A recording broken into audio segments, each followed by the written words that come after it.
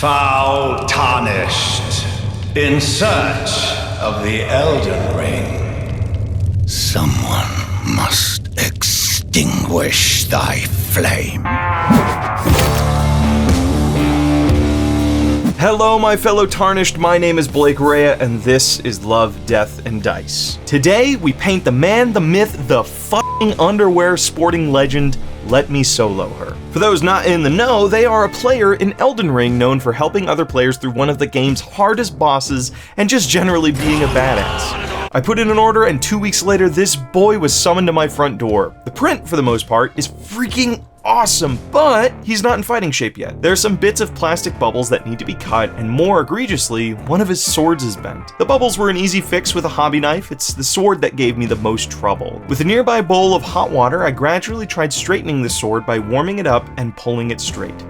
No dice. Stumped, I looked around my room for potential items to help me, and I shit you not, the Elden Ring case I had set design has a groove that fits the sword perfectly. What? Look at that. Oh my god, it totally works.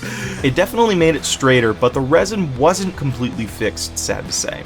Instead of fixating on it, I just figured since it's the beat-up sword that's bent, it makes sense that it's a little warped. Rather than gluing the base and model together at this stage, I want to keep them separate. All the crevices and nooks make me think that contrast paint would be perfect for the base, since that paint handles volumes like it very well. I gave it a quick spray of Wraithbone to start.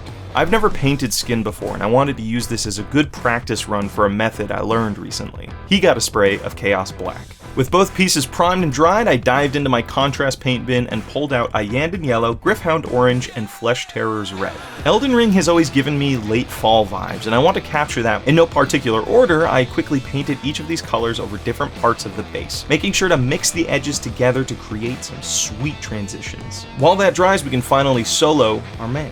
I want to keep the blades black for later use, so using Tamiya masking tape, scratch that, not big enough. Using painter's tape, I masked the blades. Hopefully that doesn't tear off later. Using my brand new portable airbrush, I covered the whole model in Barbarian flesh. After that was dry, I added a drop of flesh to my airbrush and mixed it in with the previous paint to create a top-down highlight. We'll be darkening this later, so it's better for it to be brighter than normal at this stage. Side note, this airbrush is really nifty. For 70 bucks, you get everything you need to get started.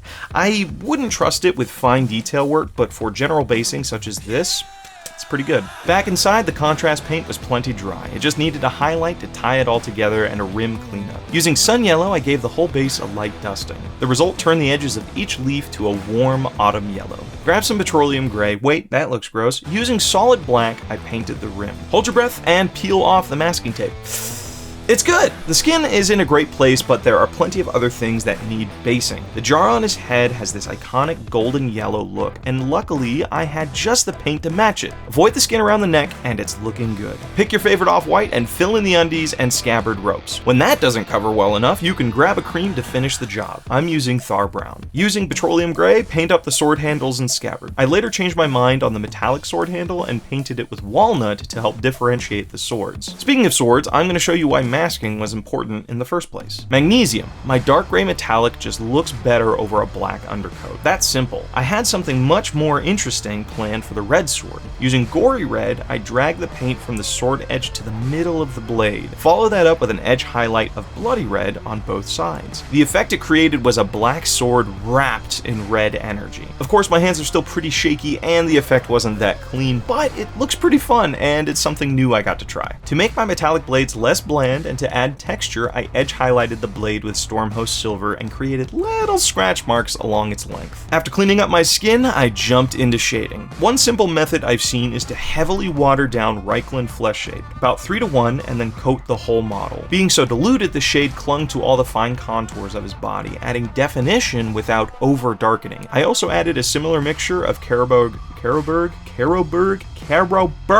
that crimson shade, to the hands and feet, but in hindsight, this needed more layers to be noticeable. With my skin all finished, the only thing left is to dirty him up. He's running through the mud and grime of the lands between. Some of it's got to stick. Using Typhus Corrosion and a sponge, I dabbed it on various parts of the model, focusing heavily on the feet, shins, and back. You know, all the things involved in a dodge roll. I also created patches of mud on the leaves at his feet to darken down some of the color and to tie the two pieces together. In a well-ventilated area, this is is not a well-ventilated area, open up a bottle of streaking grime and go to town covering the whole piece. Though I'm going to be removing the bulk of this with white spirits, I like how the grime ties all of my tones together and leaves this gritty mud texture in the most extreme crevices. Glue him to the base, fix a snapped leg because you pushed too hard, and he's finally ready to go solo.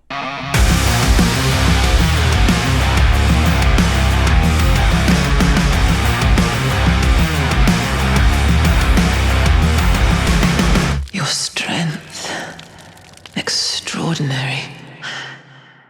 I just had so much fun painting up this boy! I got to try rendering skin for the first time, and I'm pretty proud of my first attempt. I'm curious, if you want more Elden Ring painting videos, or don't, sound off in the comments below. And if you're feeling extra kind and want your name in the credits or a shout out in a video, consider joining my cult on Patreon. Until next time, see you later, Tarnished. Well, it's a fitting